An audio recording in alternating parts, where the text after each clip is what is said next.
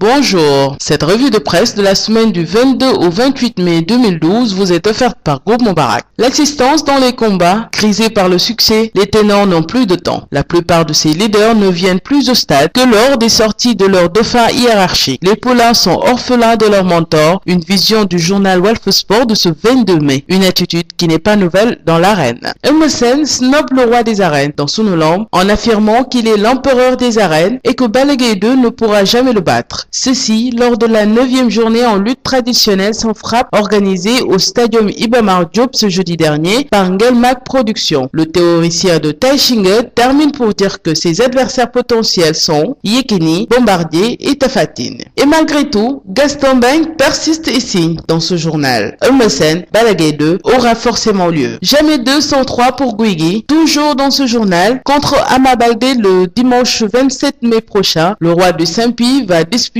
un 3e combat après 2 victoires remportées devant Amaner de Lebougui et Bazoka de Mbour suite à son revers devant Zos de Dordorat. Mais Sunu Lamb pose la question, si Guigui restera-t-il sur la même dynamique face à Selu Bundao? La réponse se saura pour ce dimanche prochain. Et le journal Walf Sport de ce 23 mai nous dit à sa une ce que rapportera une victoire. Ama Baldé sera attendu au tournant, donc il lui faudra convaincre pour lever les quelques équivoques qui pèsent sur sa carrière naissante.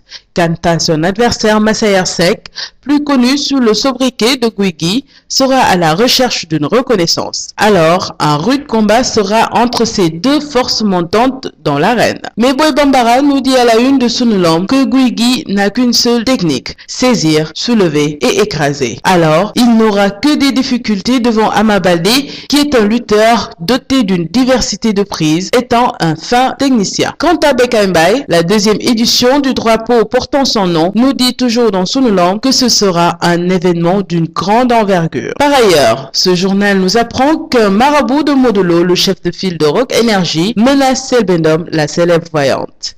D'après ce marabout, Mamadou Danfara, on la détruira si elle parle de son combat contre Grigordo. Mais cette voyante, qui ne se laisse pas faire, nous dit dans ce journal que ce n'est pas à eux de lui dicter leur loi, que personne ne l'empêchera de parler, qu'elle ne craint que le bon Dieu, réplique Selbendum. Le face-à-face télévisé vire à la bagarre. Une bataille rangée entre accompagnateurs dans les locaux de la 2STV à coups de poing et d'armes blanches, plusieurs blessés dénombrés. Ama Baldé terrasse Guigui avant l'heure. Ceci dans la une du journal Le Populaire de ce 24 mai. Plus amplement dans Sunu Lamb, Ama plaque son adversaire et l'étale à terre. D'après ce premier, je jure que je battrai Guigui, et ce second nous dit que ce n'est pas Ama qui va le freiner. Alors, Balla Gaye 1 en déduit que ce combat de tous les dangers et de toutes les incertitudes, ce vers quoi on semble s'acheminer ce dimanche prochain, sera un combat très rapide et selon lui, toute erreur sera payée cash par son auteur. Alors, ce duel sera très complexe et très indécis. Du même cas de ce choc qui aura lieu le 24 juin 2012 entre le B52 de Mbour et l'artilleur de Baol-Mbolo, un combat qui ne sera pas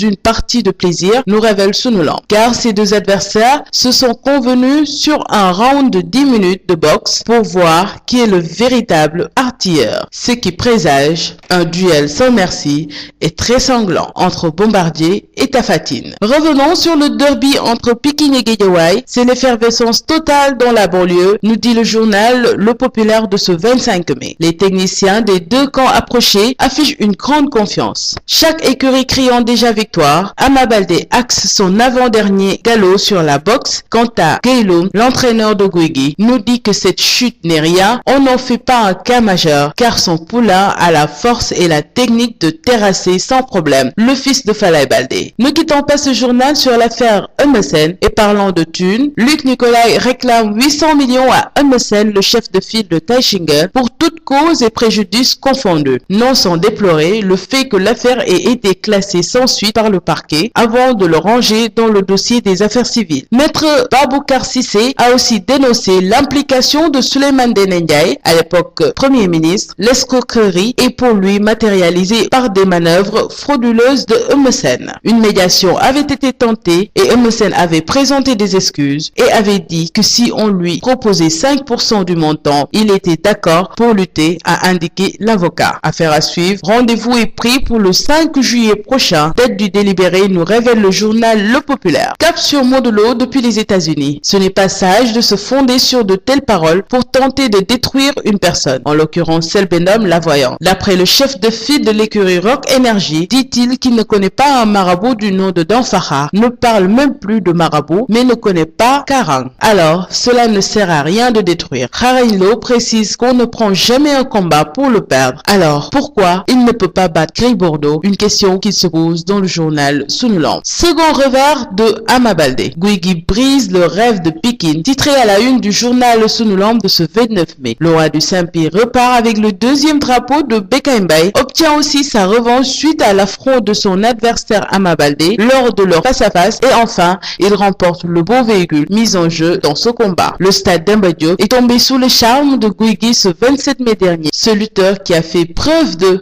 virtuosité et de savoir-faire pour terrasser Ama Baldé au bout de 11 minutes 8 secondes. Et ce journal nous apprend que le roi du CMP succède à Double Less, père de Balla Gaye 2 qui avait remporté un véhicule de marque en 1977 face à Moussa Diamé. C'est donc 35 ans après que Guigui succède à Double Less. Et nous allons terminer avec cette annonce du ministre des Sports. Toujours dans Sunulam, El Hadji Malick Gakou a annoncé la construction de l'arène nationale dans les prochaines années. Un des objectifs phares du gouvernement sénégalais. Il a aussi indiqué qu'à la fin de cette année, ils vont poser la première pierre de ce bijou tant attendu par le monde de la lutte sénégalaise, nous révèle le journal Sunulam. Cette revue de presse de la semaine du 22 au 28 mai 2012 vous a été offerte par Groupe Moubarak.